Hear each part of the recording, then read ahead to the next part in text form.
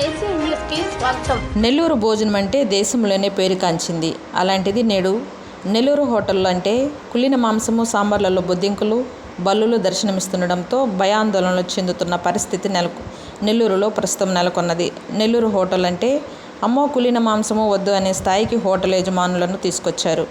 Hotel యజమానులు కక్కుర్తితో ప్రజల ప్రాణాలతో చెలగాటమాడుతున్నారు.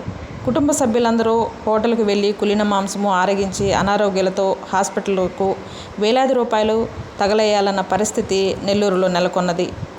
ఇటీవల నెల్లూరులోని బసోటా, రియాజ్ మరొక హోటళ్లపై కలెక్టర్, హెల్త్ అధికారులు, ఫుడ్ అధికారులు నేరుగా తనిఖీలు చేసి హోటళ్లకు నోటీసులు ఇచ్చిన హోటల్ యజమానుల్లో మార్పు రాకపోవడం విచారకరం. నెల్లూరులో అనేక హోటల్లో కుళ్ళిన మాంసంతో చెలగాటమాడుతున్న ఫుడ్ ఇన్స్పెక్టర్లు మామూలు మొత్తులో తనిఖీలు చేపట్టడం లేదని ఆరోపణలున్నాయి.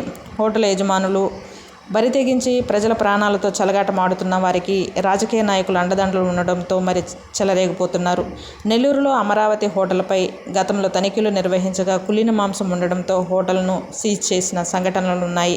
అయినా యజమానులలో మార్పు రాకపోగా మళ్లీ కుళ్ళిన మాంసంతో ప్రజల ప్రాణాలతో ఆడుతుండడంతో కమిషనర్ ఆదేశాల ప్రకారం అమరావతి హోటల్పై హెల్త్ అధికారులు తనిఖీలు నిర్వహించగా కుళ్ళిన మటన్, కుళ్ళిన చికెన్లు దర్శనమివ్వడంతో హోటల్ యజమానికి నోటీసులు జారీ చేశారు. అమరావతి హోటల్ యజమాని అమరావతి కృష్ణారెడ్డి హోటల్స్ అసోసియేషన్ రాష్ట్ర ఉపాధ్యక్షుడు కావడం గమనార్హం.